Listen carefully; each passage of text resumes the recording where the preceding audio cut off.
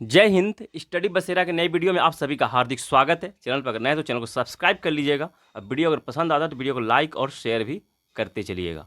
चलिए स्टार्ट करते हैं। आज का पहला प्रश्न, बहुत इंपॉर्टेंट प्रश्नों का सिलेक्शन है आज का, सभी देखिएगा एक एक प्रश्न को, कंप्लीट वीडियो को जरूर देखिएगा।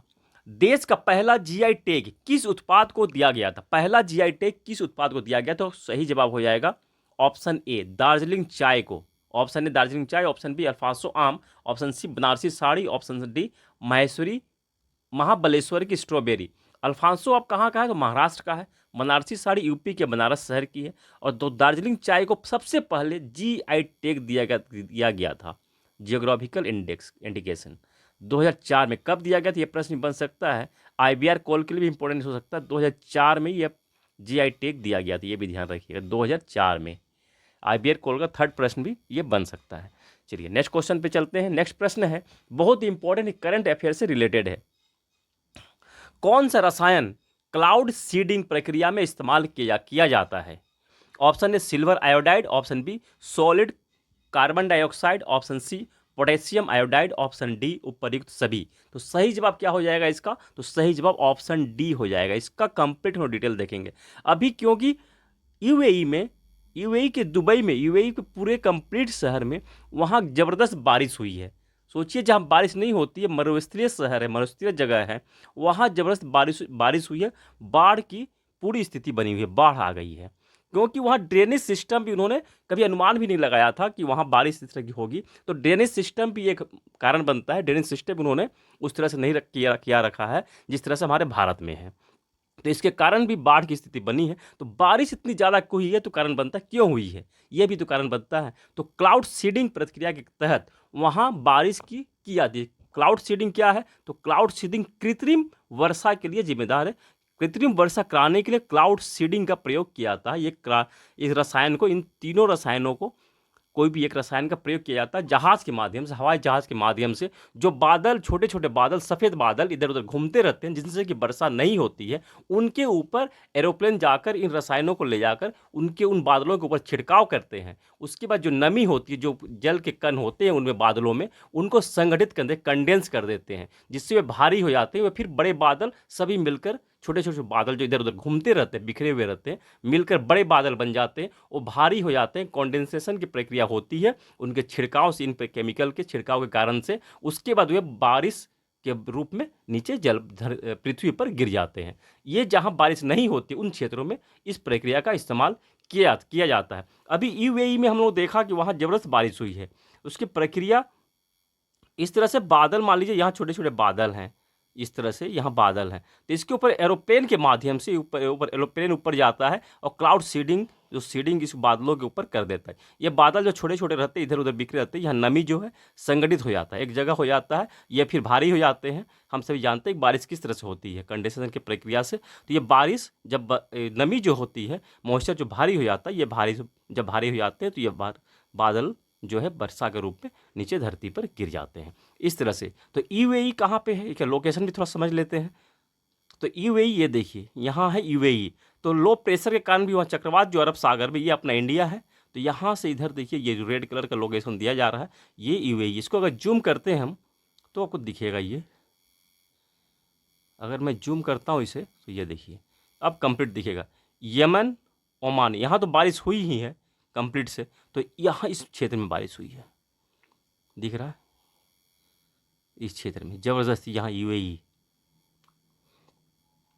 यहाँ दुबई वाले क्षेत्र में बहुत ख़राब स्थिति बनी हुई है। तो ये क्लाउड सीडिंग के कारण ही हुई है। ये क्लाउड सीडिंग बहुत ज़्यादा इस क्षेत्रों में, अरब में भी प्रयोग किया जाता है, ये शांत क्षेत्र में भी प्रयोग किया जाता है। तो इसके कारण से वहाँ बाढ़ की स्थिति बनी हुई है। चलिए हम देखते हैं नेक्स्ट क्वेश्चन। इसको हम लोग डिटेल से समझा, एक एक पॉइंट को समझने की कोशिश किया है। चलिए नेक्स्ट क्वेश्चन देखते हैं। निम्न से कौन पक्षी नहीं है, यानी कि जो ऑप्शन जो दिए हुए हैं, ऑप्शन 4 है, इनमें से पक्षी नहीं है। ऑप्शन है व्हाइट आइबिस, आइबिस हो जाएगा। Option B Indian nightjar, option C golden mahseer, option D spoonbill. तो सही जवाब हो जाएगा ऑप्शन सी, गोल्डन महासीर जो है ये पक्षी नहीं है, ये एक मछली है। ये क्या है? तो मछली है। गोल्डन महासीर मछली है, गोल्डन कलर की महासीर होती है। महा मतलब मछली और सिर मतलब शेर की तरह वो होती है महासीर, गोल्डन महासीर इसका नाम रखा गया है। तो गोल्डन महासीर क्या है? तो यह मछली है। बाकी जो तीनों है ये पक्षी हैं, बर्ड है। चलिए क्वेश्चन नंबर 4, चंद्रमा पर का एक दिन पृथ्वी पर के कितने दिनों के बराबर होता है? ऑप्शन ए 15 दिन, ऑप्शन बी 14 दिन, ऑप्शन सी 1 दिन, ऑप्शन डी 7 दिन। तो सही जवाब हो जाएगा ऑप्शन बी 14 दिन। यानी कि पृथ्वी पर चंद्रमा का जो एक दिन होता है वह हमारी पृथ्वी के एक दिन के बराबर होता है। यहाँ 14 दिन और यहाँ 1 दिन 1 डे के बराबर होता है। यानी कि 14 दिन तक चंद्रमा का एक साइड जो सूर्य के सामने होता है 14 दिन तक, तभी ना उस पूर्णिमा का जो अंश देखते हैं वो पूर्णिमा का अमावस्या आता है और 14 दिन के बाद फिर पूर्णिमा आता है। इसी कारण से होता है 14 दिन तक पृथ्वी का एक भाग सूर्य के सामने होता है, हमारे सामने हमें दिखता है, वो हमारे सामने होता है, इसलिए वो एक दिन के बराबर 14 दिन। चंद्रमा पर का 14 दिन तक दिन होता है और हमारे यहाँ पृथ्वी पर एक दिन होता है। तो इस तरह से इसको, और चंद्रयान 3 जो गया है 14 जुलाई 2003 को, ये याद ध्यान रखिएगा 14 जुलाई 2023 में, 14 जुलाई 2023 में IVR थर्ड क्वेश्चन के लिए इंपॉर्टेंट बन सकता है। 14 जुलाई 2023 को प्रक्षेपण किया गया था। कहाँ से किया गया था? तो आंध्र प्रदेश के श्रीहरिकोटा के सतीश धवन अंतरिक्ष केंद्र से, SDSC। लैंडर का नाम क्या है जिससे कि जो दक्षिणी ध्रुव पर उतरा है चंद्रयान 3, तो लैंडर का नाम क्या है? विक्रम। लैंडर का नाम विक्रम, जो कि चंद्रयान 2 में भी यही नाम रखा गया था। और रोवर का नाम क्या है जो कि वहाँ सर्च करेगा, जो मशीन उतर कर जो सर्च करेगी, रोवर का नाम क्या है? उसका नाम प्रज्ञान रखा गया। चंद्रयान 2 में भी रोवर का नाम प्रज्ञान ही रखा गया था। तो इसको कनेक्ट करके याद रखिएगा। चलिए नेक्स्ट क्वेश्चन देखते हैं। नेक्स्ट बहुत ही इंपॉर्टेंट क्वेश्चन है। वीडियो अगर पसंद आया तो वीडियो को लाइक जरूर करते चलिएगा, सब्सक्राइब अब तक आपने नहीं किया तो सब्सक्राइब जरूर कर लीजिएगा और शेयर करना भी मत भूलिएगा। अल्फा लफा क्या है? ऑप्शन ए घास, ऑप्शन बी सैनिक संगठन, ऑप्शन सी जानवर, ऑप्शन डी मछली। तो सही जवाब हो जाएगा ऑप्शन ए घास। ऑप्शन ए घास। ये क्या है? तो नाइट्रोजन का निर्माण करते हैं। नाइट्रोजन जो पौधों के लिए इंपॉर्टेंट होता है, नाइट्रेट का निर्माण करते हैं ये अल्फा लफा। ये जमीन में एयर से, एटमॉस्फेयर से नाइट्रोजन को लेकर नाइट्रेट का निर्माण करते हैं, जो कि पौधों के लिए इंपॉर्टेंट होता है।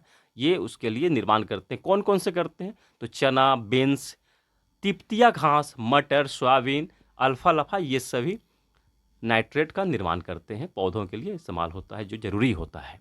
इस तरह से आज का ये इंपॉर्टेंट सेशन रहा है। सेशन कितना पसंद आया आप लोगों को, कितना इंपॉर्टेंट रहा, ये जरूर कमेंट सेक्शन में विचार रखिएगा। KVC अब स्टार्ट होने वाला ही है, कुछ दिनों के बाद से स्टार्ट होगा, रजिस्ट्रेशन स्टार्ट हो जाएगा।